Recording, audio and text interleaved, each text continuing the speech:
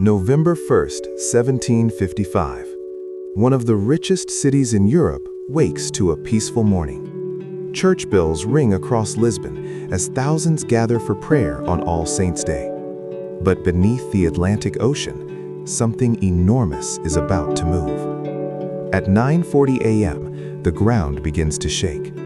Within minutes, one of the most powerful earthquakes in history will destroy the city. The sea will vanish from the harbor, and a massive wall of water will come rushing back. This is the forgotten disaster that changed how humanity understands earthquakes. On the morning of November 1st, 1755, Lisbon awoke to a peaceful sunrise. Golden light spread across the harbor as the Atlantic Ocean shimmered beneath the early sky. Wooden sailing ships drifted gently in the calm water, while seagulls circled above the busy docks. Lisbon was one of the richest cities in Europe.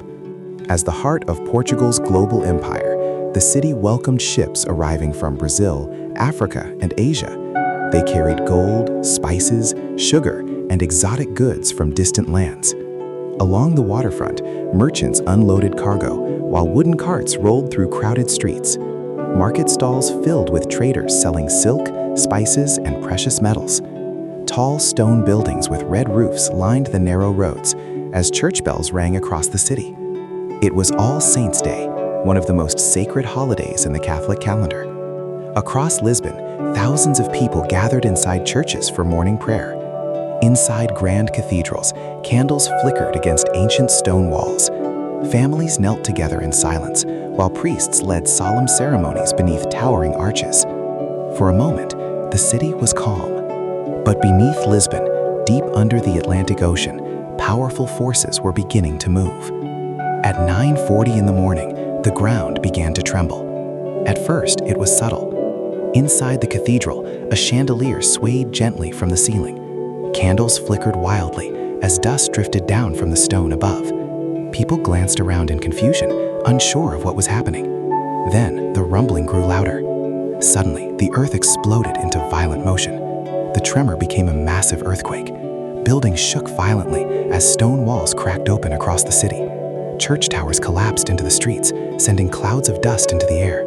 Entire rooftops crumbled as centuries-old structures began to fall apart. Inside the packed churches, heavy stone ceilings collapsed onto worshippers below. Across Lisbon, chaos erupted. Crowds rushed through the narrow streets in panic. Horses bolted through markets as people screamed and ran for their lives. The ground continued shaking, toppling buildings and crushing entire neighborhoods. Modern scientists estimate the earthquake reached a magnitude between 8.5 and 9.0, making it one of the most powerful earthquakes ever recorded in European history. Terrified survivors fled the collapsing city. Many ran toward the harbor, believing the open waterfront would be safer than the crowded streets filled with falling buildings. Thousands gathered along the docks. Ships rocked violently in the harbor as frightened families held their children and waited for the shaking to stop. For a brief moment, it did. Then something strange happened. The ocean began to retreat. Slowly, the water in the harbor started pulling away from the shore. Ships tilted awkwardly as the sea drained outward. Within minutes, the harbor floor was exposed. Fish flopped across the wet seabed, while stunned citizens stared in disbelief. Curious crowds even walked out onto the newly revealed ocean floor. But far out on the horizon, something terrifying was approaching, a dark wall rising above the sea. Moments later, the tsunami struck. A massive wave surged toward Lisbon with unstoppable force. As the towering wall of water rushed into the harbor, people began screaming and running in panic, but there was nowhere to escape. The giant wave crashed into the city. Ships were lifted like toys and hurled into buildings. Water surged through the streets, smashing houses, docks, and warehouses apart. Entire districts disappeared beneath the raging flood. But the disaster was not over yet.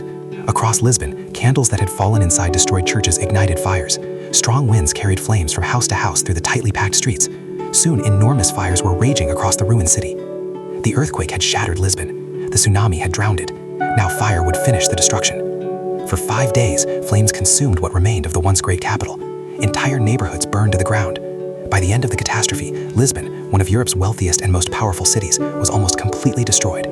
Tens of thousands of people were dead. News of the disaster spread rapidly across Europe. Messengers carried reports across the continent, while printing presses rushed to publish shocking accounts of the catastrophe.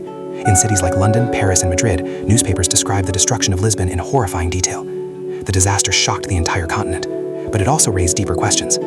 Philosophers, writers, and thinkers began debating the meaning of such a catastrophe.